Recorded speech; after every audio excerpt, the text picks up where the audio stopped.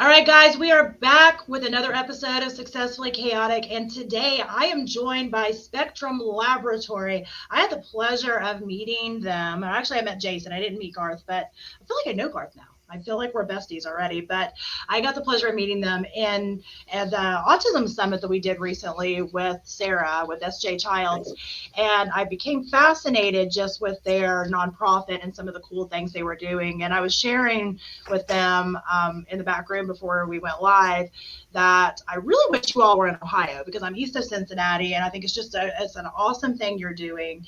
And I want to hear a little bit from you all on well about everything, but I know it was mentioned earlier. I would like to hear about how this got started, like the big. I'm all about the big why. I like to know why, like what really made you all say, hey, this is something that's needed. Hey, this is something I want to be a part of. Y'all can tag team on that. I don't care. Y'all can Yeah, like yeah, sure. high Do you want five. to start? Me start? Sure. Garth and I have known each other for a long time. We grew up in the Los Angeles, San Fernando Valley together. We went to the same high school, and we always enjoyed working together or seeing each other. And then fast forward to like what 15 years later, we ran into each other, and I was working for a nonprofit and doing musical theater with some young folks on the spectrum. And Garth was jumped in and started working with me with that nonprofit, and we just kind of like were like, oh, this is really fun. And we were working with a bunch of people that we still work with there, and a lot of our students were very fascinated with the entertainment industry and wanting to work within the entertainment industry. And at the nonprofit we were at, it was theater and live performance. And my background is in filmmaking and acting. And my real passion is to create films and write scripts and acting. And Garth's passion is in music. And Garth, you want to kind of tell like how you came across one student and it kind of inspired you for us to kind of work more together. It's always a good story.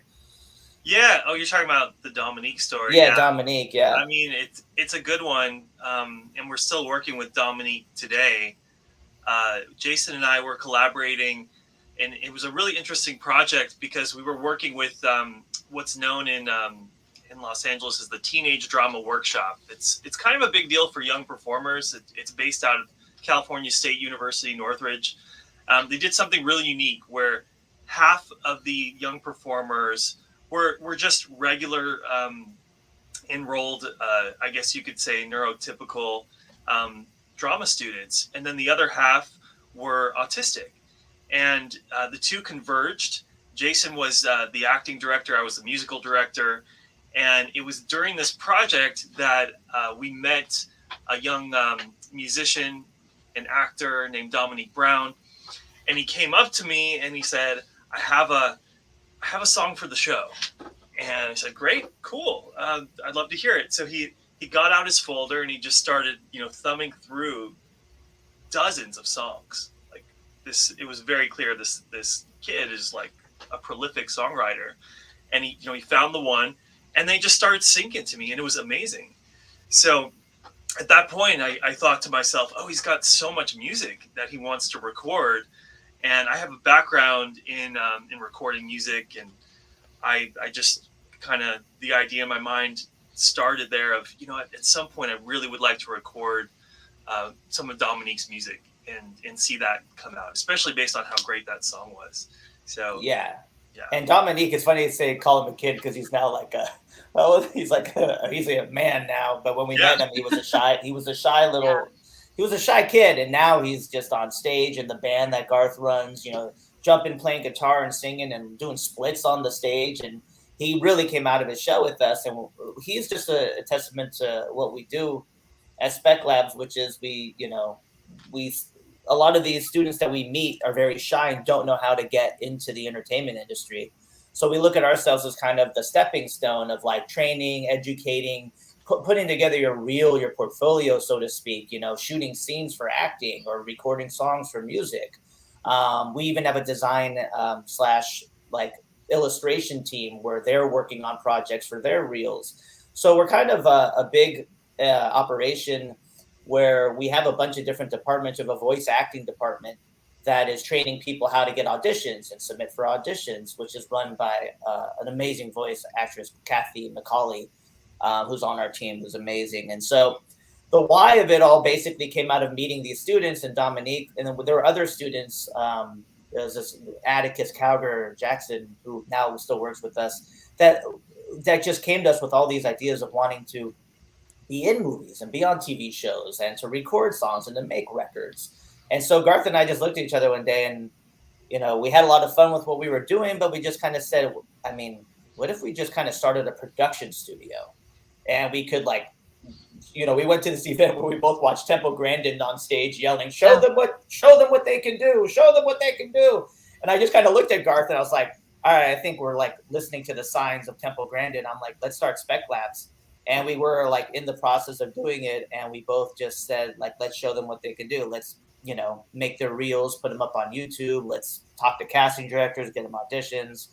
And Garth has been able to get a lot of our composers jobs in music, working on shows like Sesame Street. So that's kind of where our mission and where we're running now is kind of like an entertainment professional studio, but it's like a school where you're learning your training. And then eventually, if you're really passionate, you really want to do this, we can help kind of set up those steps of how to get work and get involved into the entertainment industry in Los Angeles.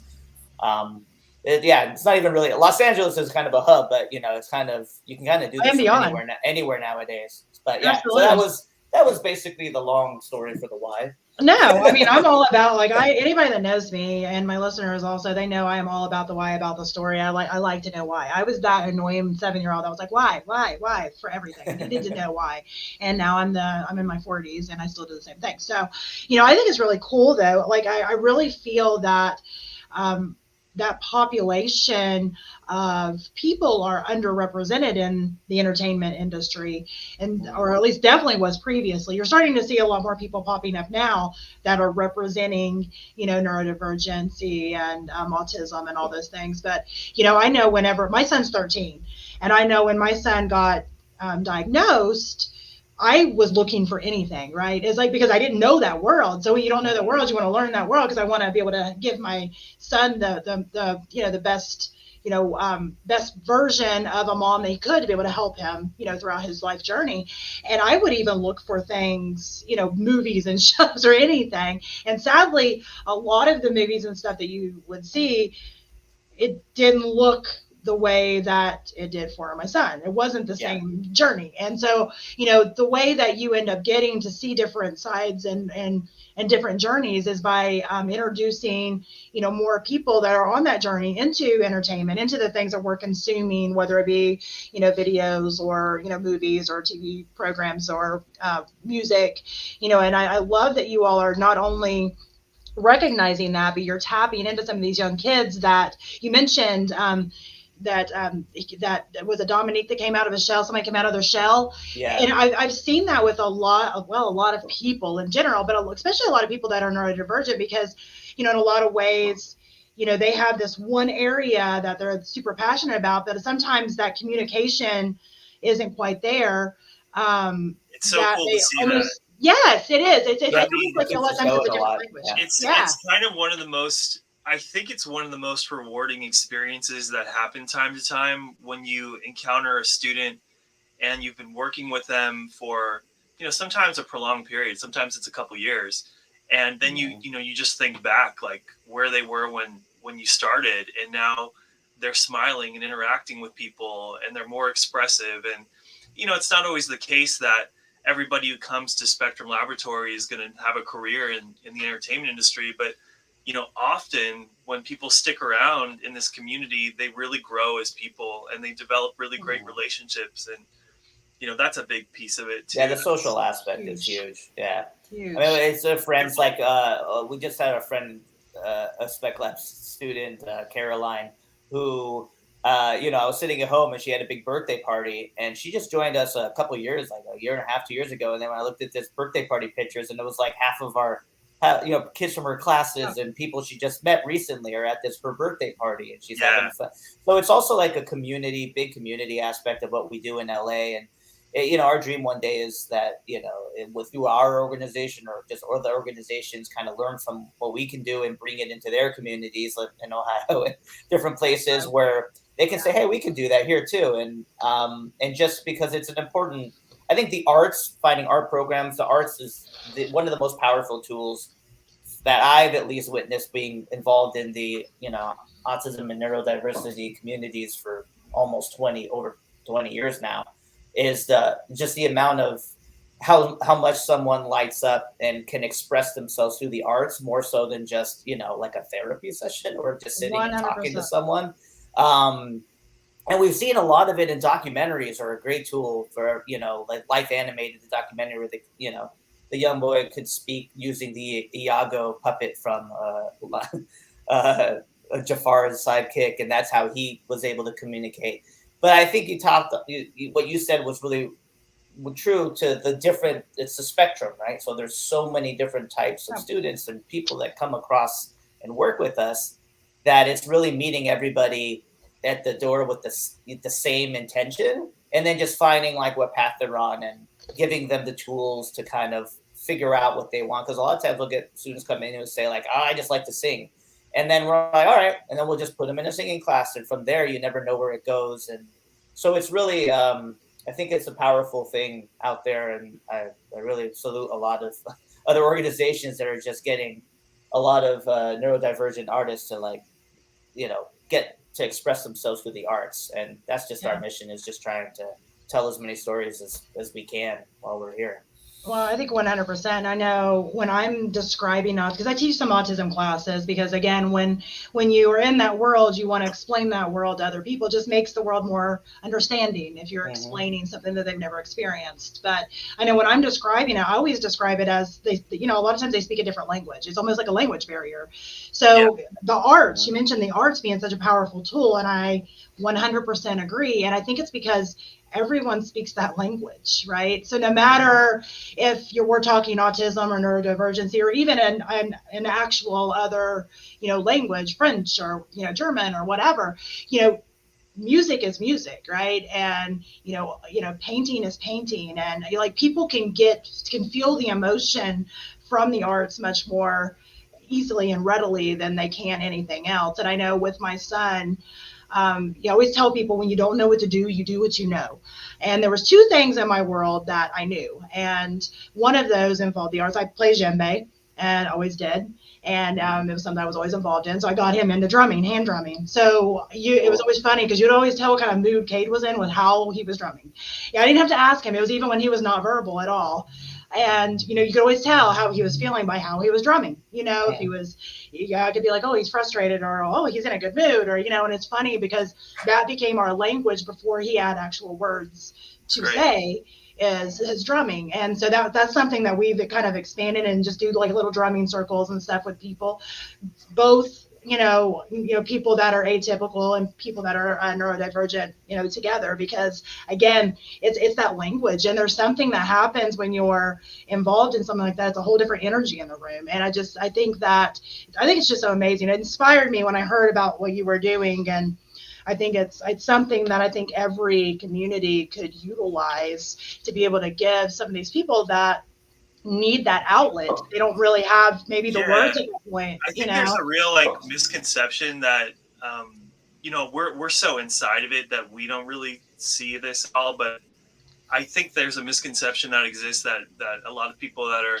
on the spectrum, they don't really want to communicate, or they're very insular, and I think that's just couldn't be furthest from the truth, because we just see like there's so much communication, like in this community, everybody is so social. And I think it's just about like, you have to enter into a space where you feel comfortable, you feel accepted. And it's like that for anybody, right? Like if you feel that way, you open up. And so I think the arts help facilitate that in a big way, because a lot of people that, they don't fit the mold, they're not normal, they're used to, in a class setting, there's a very clear right and wrong. And oftentimes there's that barrier, that communication barrier that can inhibit somebody from really having success. But in the arts, there's not really a clear right and wrong. It's more about just, what is your individual expression, and as that gets accepted and other people give you validation for that,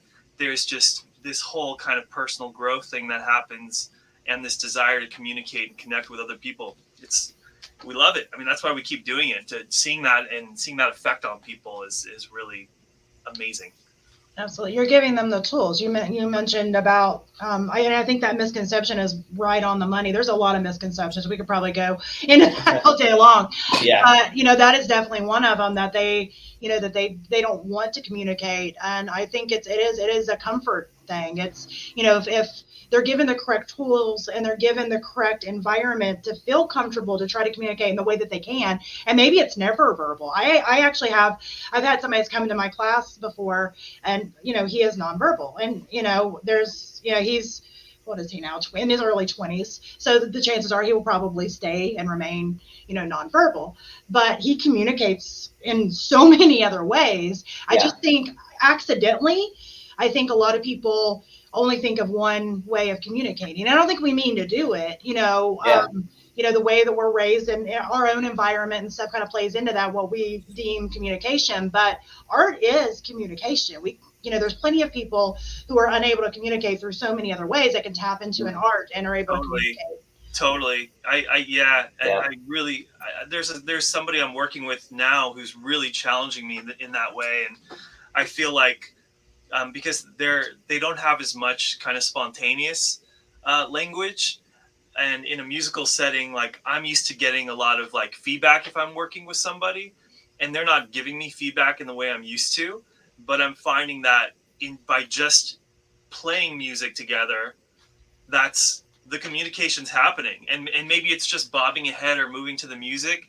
And I think prior to working with this student, if that's all I was getting from somebody for like an hour, I would feel like, oh, there needs to be more. Like I need to get more out of them. But now I'm sort of relaxing and understanding that everybody's so different, and especially with art and with music, like, you have to be more. Sometimes that communication's more subtle, and if you look for it, and if somebody's just they have a nice look on their face and they're moving, like, they're connected. They're in it with you.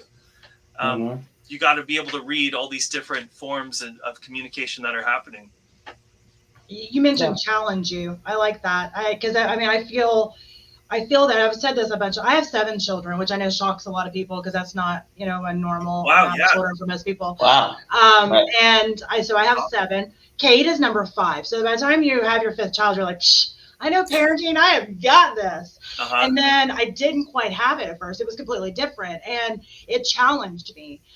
But I am so much better of a person now. Like, so much better of a person. I can't imagine not having learned what I've learned from just having to kind of go on this journey. And it was challenging at the very beginning because we spoke different languages, and I didn't know his language and he didn't know my language. And so there at the beginning, it was very challenging. But after some time, he learned my language some. I learned his language. And I am a better person because of it, because, I really think the universe sent me this child because I had things to learn that I would have probably never learned if I had never experienced being his mother. And, I think sometimes, we go on this journey in life where we are introduced to these different people and then, these different ways of communicating and such, that we can end up being taught so much more than we can ever teach them. Yeah. Do you all ever feel that way? Yeah. Oh, yeah. Oh, definitely. Yeah, absolutely. Often. Yeah, I think. Yeah, I mean, right now, it's like one thing I always say is, like, I was in the Hollywood machine for many, many years, and I thought I was learning and doing what I love to do or meeting people. And then really, it hasn't been until I started doing the work with Spectrum Laboratory and realizing that writing the stories with our students, or it's funny, we don't even really call them students anymore. It's a way to explain it, but they're like fellow artists. Like, we treat everyone like we're on a team together. Like, there's no like teacher, students, that like we're all just kind of like in it together. We're making cool art. We're creating together. And I realized, like, through this journey that, like, I've learned so much more about storytelling and writing and making my own personal art, that it's through being a part of this community that it's like I can't even imagine still like trying to go on auditions or work in Hollywood or like do that kind of thing. And it's because it's you have to find your community, the people you like to work with, and a lot of jobs or placements or places out there force you into a situation you don't want to be in, and it's really, I think it's with this population and with just the world in general. I think like if we can make every workplace more inclusive, and if we could not even just the entertainment, it's anywhere, just more like happier, fun people to work with and to talk to, instead of just everybody being miserable, I'm just waiting for my paycheck. It's a creative, putting yourself in a creative workplace can happen in so many places, but I think it's about surrounding yourself with people who make you happy and are creative and are fun to be around. Like I'm sitting at home like on the computer all day doing business stuff for the business, and then I go to the class and it's just like, so I'm just happy. I'm so much more happy around them. We're writing, we're creating, and I think that is taught me so much about my own self, more so than I ever could like teach them. I feel like it's just, I say that all the time, that it's like I'm on a journey just like you were, Maria, like is learning more about myself through this.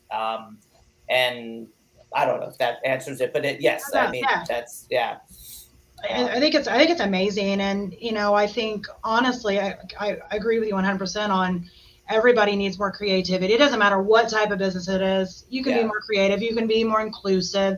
And I think if you dial it back, we all want the same thing. We all want the same thing. We want to be happy and healthy. We want our family and friends to be happy and healthy. And, if we kind of think about it from that level, all the differences, they're just differences. If we all know that at the core, we all want the same thing, it's just how do we get to that point? And I think a lot of problems could be solved from that. And I think, a lot of people that I've met, especially on the spectrum, it's almost like they have that figured out. They don't even worry about all the other stuff. They've got that part figured out, that we all worry about some of these things that there's really no point in worrying about. And I mean, that's one of the things that my son taught me, just looking at the world through his eyes has just been amazing. And I know there's a lot to be said for just trying to look at things, from that standpoint. Yeah, I mean, I don't want to romanticize it too much, because I feel like trust me, yeah. there's so many different kinds of people, that come through the door, but I do feel like as time's gone on, I feel like, yes, technically, like I'm in the teaching position with a lot of these students, but I really admire a lot of them, and I feel like I see a lot of like these really beautiful qualities in a lot of the students. There's for many of them, like there's just kind of a joy and enthusiasm that it's sort of like almost childlike sometimes. You can see that, and that's kind of, it just sort of stays with them. And being like I'm 38, and I've been playing music since I was really little, and at times you're more passionate or less passionate, or more enthusiastic or less enthusiastic about your creativity. And just to see like how consistent most of these students are with their level of like excitement and joy it's really great. Like to get that from them, it just kind of it keeps fueling what we're doing, I think. Absolutely. Well, and I'm glad that you mentioned the romanticizing. Oh, not to cut you off, Jason. Did you want to say something first? No. I was just gonna. You finish your thought first. I was just gonna say that was kind of gonna be my next point, because I think, there is that side of things, but there's something we talk about on this show quite often, is there is the other side of it. There's the hard days, right? Mm-hmm. There's the days that I have no idea what he wants. I have no idea, and nothing that I say or do is going to fix anything that's going on. And yet, even though he is verbal at this point, when he's upset, he doesn't talk, right? He reverts and he doesn't talk and he doesn't want to tell me, and those kind of things. And that can be frustrating. So I like to show and paint both sides of this, because there is both sides. And that's one thing I kind of wanted to talk to you about a little bit also, is because we were not live yet, but I mentioned to you all that my daughter, who is not on the spectrum, was involved in School of Rock. And that was something that Cade's always loved music. And I thought about putting him in, but some days he would do fine with that, and some days it would overstimulate him. He would not be able to do it, would not be able to go. Yeah. And, those are some hard things, because if you are a parent, caregiver, teacher, or whatever of, somebody on the spectrum, and then you've seen that side of things too, that can be hard. It can be frustrating. It can be confusing. It can be scary sometimes, and I do want to kind of tell that side of it, because we do get listeners sometimes that will message me and say, I'm so glad that you said that, because I'm struggling with my kid and I don't know what to do. And I just want to go ahead and shout that out, that, that is part of it. Just like any other human emotion, there is a yin and a yang of that. And I, is this something that when you all were getting involved in this, that maybe you struggled with learning that side of it, what to do in the hard days? Oh yeah. Yeah, still. I mean, I just had a student who came in who on Zoom I had a consultation and was fantastic. But then once that student came into the classroom, the anxiety level just rose and they didn't want to be there. So it sucks for me, because I see that if he would stick through it, and his parents know if he stuck with it and could overcome that, he'd probably do amazing. But at first, like the easier answer was no, this is too much, and I get it. Like and we never force anybody to be there. If nobody doesn't want to be there, we have to just say this is just not the right time. And it's really hard, because I saw so much potential in this one student. And I talk with the parents, the door is always open. The thing is that the parents are also worried that it could lead to a meltdown, or that the child could do something that might be destructive in class. And we've seen that happen. Yeah. So really, it's like a lot of what we deal with is we have a lot of repeat students, a lot of students who come back, and once they get comfortable, they really shine. Yeah. It's really hard at first every parent's like, yes, I want my kid to be part of Spec Labs, but at the same time, like, it's not always going to fit. It's not always going to work. So you got to figure out the programs that are out there that do work, the programs that your son or daughter responds to in a positive way. And when you see that little light, just slowly work at it. Because sometimes, like Gar said earlier, it takes years before we see even a smile sometimes come across the student's face and see their positive energy happen. But it sometimes it's a fast rise, sometimes it's a very slow rise, sometimes it just isn't a good fit. It just doesn't work. So we deal with that a lot, and it's tough, because we want to work with everybody. You see the diamond in the rough, right?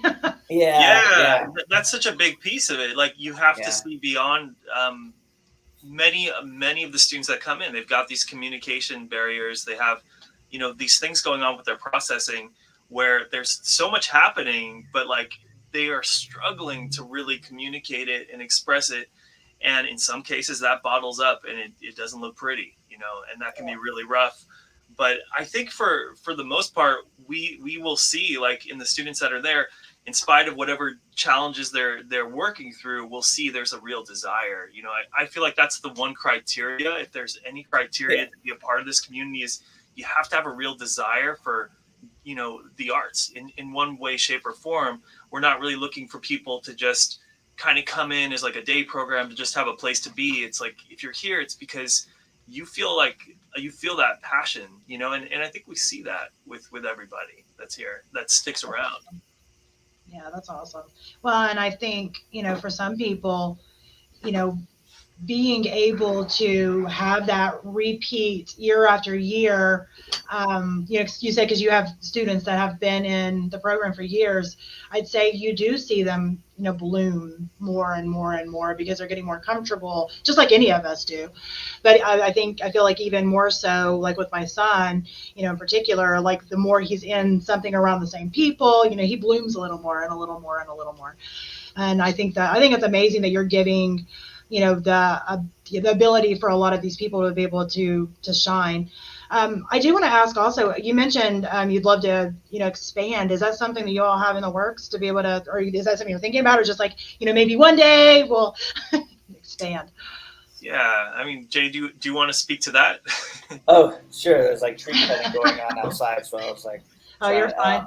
I didn't know if I asked. Yes. No, I mean, right now, we just our 7th year, but it still feels like our 5th year because of what something's been going on the past couple of years. But so right before big old big C hit. Basically, we were like looking at spaces and trying to expand. And right now, we've got some people working with us that we're really looking into getting. I think our next big logical step is getting a production studio in Los Angeles, a one place where we could kind of work, um, have live performances, have community events, but then also run our classes, shoot our films in there, have our band perform, and have community nights where we can just be a part of the Los Angeles community and a fixture. So that is definitely our first level of expansion. But then off of that model, maybe down the road, we're taking it slow. Like we're still a pretty small nonprofit as far as like Garth and me kind of running things. We've got our board and people who are helping us grow. But we've been so focused on the content and the art for so many years that that's kind of like Garth and my main passion is. I'm working on a feature film script right now with one of my students, and then I've got like 3 or 4 short films I'm shooting. So it's really tough for me to do all of that and teach and work with all students, and then the expansion thing. So we're bringing people in, and it's definitely on our minds. We want it to happen. We just don't know. We're okay with it. If it happens tomorrow, great. If it happens in 10 years, that's okay. We want to do it when the time's right. Yeah. Absolutely. I really feel like as far as making an impact, you can teach one student at a time, but if we're constantly creating music and really great films, and I think the hope is also that the quality of our production with our students gets to a certain level where that can be showcased and highlighted, and that can make an impact. So that's a form of expansion, right? Like that's Absolutely. A way for us to sort of, spread kind of what's at the heart of what we're doing, and to really highlight the talent that's out there. Yeah. So, if somebody is, out there and they're not in the LA area, I mean, do you know of any other types of programs that involve, because I don't know, like before I heard of you all, like I have never heard of anybody doing that specifically for, people on the spectrum or neurodivergent. You should start something. I'm telling you, I don't need one more business. If you knew me, like my show's called Successfully Chaotic for a reason. So trust me. If anybody's in New York, there's an amazing program called Action Play that my friend Aaron Feinstein runs. So that's New York. They do film and theater. They're and music. They're a wonderful program. Aaron's amazing. So if you're in New York, Action Play, definitely look them up. But yeah, that was also what has been surprising for Garth and I, is that there aren't more programs that kind of do what we do. I thought when we started, all of a sudden, be like, oh yeah, they're doing it, they're doing it, they're doing it. And there's other programs in LA that do similar type of things, but it's usually like one thing. Like Exceptional Minds is a program in LA, but they're really on visual effects work and like animation. So they're that's their kind of niche. So what's a good thing and bad thing for us is like our niche is more just the everything. So it's not like a niche. It's like we kind of work in a bunch of fields of the entertainment industry. So there's nobody that we're really aware of that is really actively trying to put together like professional portfolio reels for actors or voice actors, or like trying to get them work. Well, it makes sense that it's happening in LA, right? Because this is such a hub for the entertainment industry. But I don't know. I think people like yourself have to have those light bulb moments where they're like, yeah, we should probably do something, creative in our community too, and then team up with other artists. So I'm sure over time and I'm sure it's happening. We're just not aware. All in all, yeah, I'm sure in LA there's a few, but like I was talking more like outside of LA. I haven't come across other organizations kind of reaching out saying, hey, we do this in Indiana or whatever. So I would love to hear from some if we do. I think it would be cool if we could find out that there are a bunch of others, even kind of making a list, because I think it's something that's I'm sure they're out there. Yeah. Oh yeah, it's something that's definitely needed. I can see the need for it. And like you mentioned, you're helping to create professional portfolios. And I know I own a marketing company as well. And that was something that even kind of hit my head whenever you all were speaking, because if it came across my desk on, somebody that was doing, graphics or even voiceovers or something, I would match them up with a client. I know a bunch of clients that would be happy to help, to be able to help give somebody, the ability to do a job. There's actually a network. It's called Ability Life Solutions, and they're starting to track all of the programs and services that are happening nationwide. Like, they would be a great resource for anybody to reach out to that wants to share, like, hey, check this out in my city. Like, they're kind of trying to be a hub, and they have a ton of information out there, lots of resources. I know we're on there, and there's a lot of other organizations. Yeah, it's one of our board members, Bob DeMarco. It's abilitylifesolutions.com. He started. I'm gonna have and it's a cool resource for anybody around especially like you're not in LA or not in New York, to look on there and see if you can find resources in your area. Yeah.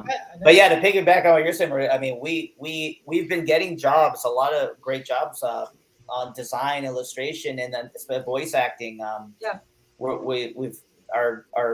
ready to work. Like, would love to hear from clients, and we've gotten such amazing responses from all of our clients, and we finish all of the projects we've been hired on. So it's like we have a good a good success rate, and I think a lot of people have from what I've heard, have a lot of fun working with us. And one of the things, our friend Shannon Penrod, who does the show Autism Live, she actually said a quote that it's on our website, but she said something along the lines of paraphrasing, which is like, she thought that maybe working with us, it would be a bit longer of a process or slower, or kind of going into those autism stereotypes, so to speak. And she actually found it faster and more fun, and the process was so easy and fun working with us. And we designed a new opening for her show, an animated intro, and we did the music for the animated intro for the show too. Awesome. So we definitely are looking for clients to get our artists work in many fields. I think there is a misconception sometimes, because I know, again, from the mom standpoint, you wonder, is he going to have a hard time finding a job? Is he going to, you wonder all these things, because you want your child to be able to be self-sufficient no matter what, never what they've got going on in their lives. With him, I've had a little bit of extra worries, like, okay, well, is he going to be able to even sit through an interview? Is he going to be able to do his resume? Is he going to be, so I think a lot of parents that are out there, they love that idea of being able to, have you all help do some of these things, at least in the LA area, until I can talk you into coming into Ohio. But I again, stepping into the business owner standpoint, I'm consistently trying to think about that from a business owner standpoint, because like you mentioned, I have deadlines, I have stuff I have to do for my clients, but at the same time, wanting to be inclusive and, give people that typically, honestly, are underlooked in this industry as well as the marketing industry. I think a lot of people on the spectrum are underlooked as, potential asset to be able to utilize, because I think a lot of people that have never experienced that, like you mentioned, as Shannon mentioned, that she thought it was going to be a longer process. So, a lot of people that have not had that experience, they may be like, oh, I don't have time for that. I'm on a deadline. I'm on whatever. But I think, if you can kind of take a step out of your comfort zone, I think all of us should be able to give people a chance. I think that's a huge thing. I'd like to find out more about that as well, which I know we've been talking for a while, but I'll have to look up that Ability Life Solutions too. But in the meantime, go ahead. The founder there, Bob, would be a great guy to talk to on your show as well. That'd be great. Massive, brilliant guy, lots of resources. Honestly, I think to kind of start to wrap this up a little bit, is there anything that you would want to kind of mention out? I know, Garth, before we went live, you were talking about your YouTube channel, because I know we've been talking about the business and, the students and everything up till now, but I do want to talk a little bit about, what they're creating, where people can find it, how they can support, because that's what keeps all this going. That's true. Yeah, we do rely on, we're a nonprofit, so donations really help us in a major way. We provide quite a large amount of financial aid to students, because we believe in being inclusive.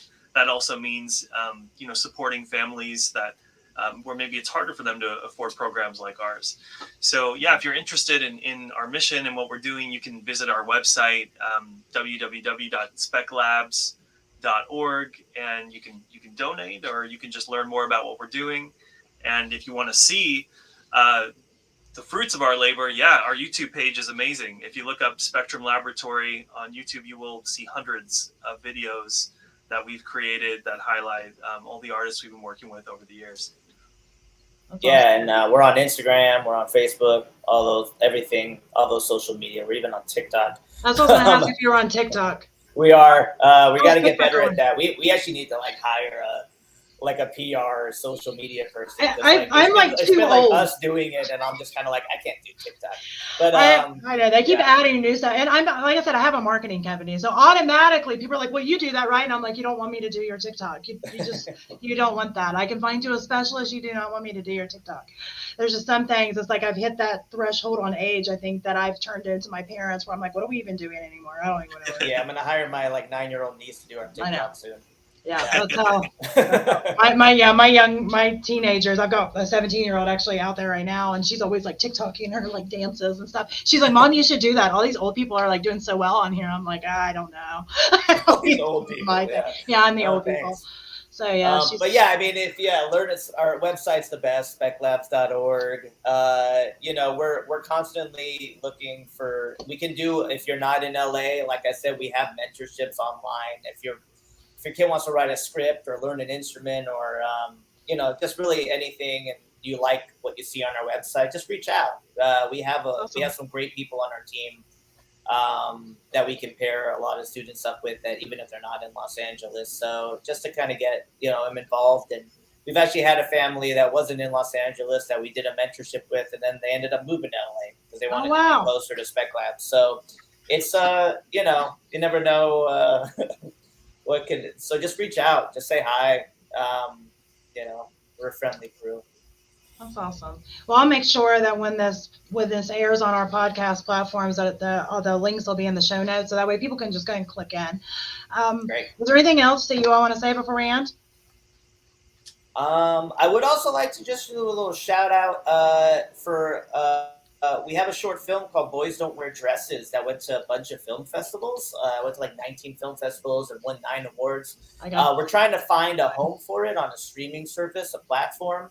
If anybody out there knows anybody hooked up with platforms, let us know.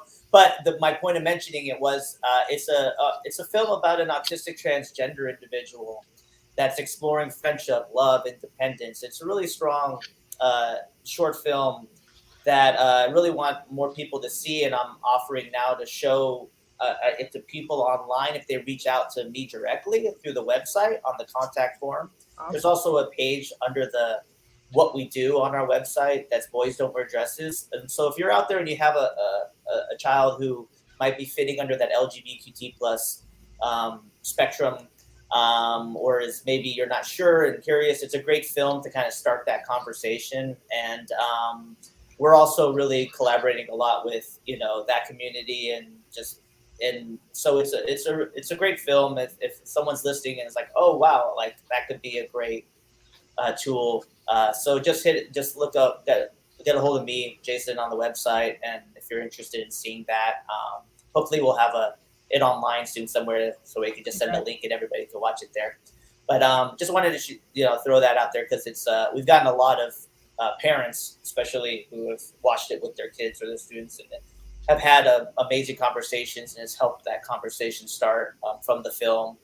And also just our students who have really opened up to us after seeing the movie, who I didn't even know could be under that LGBTQ plus IA banner. So like, yeah, it's been a really wonderful film for us, and I just always want to share that Absolutely, as much as I can. Yeah, that's awesome. That's awesome. Garth, you got anything? You're looking all chill, laid back.